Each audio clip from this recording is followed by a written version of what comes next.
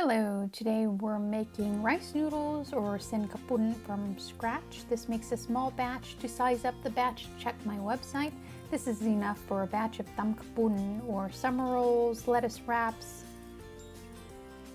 This recipe you'll need a potato ricer or a pasta extruder. In the bowl of a mixer, I'm going to add 1 cup of rice flour, half a cup of tapioca starch, and a tablespoon of cornstarch. Mix the ingredients together before adding 3/4 cup of boiling hot water. Then we'll continue to mix while adding in about a tablespoon of canola oil.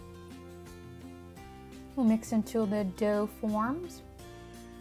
I'm going to switch to the dough hook and knead for another 2 to 3 minutes. Keep in mind that you can do all of this by hand. We'll take 1/3 of the dough and place it into the ricer and cover the rest. We'll squeeze the dough directly into a pot of boiling hot water.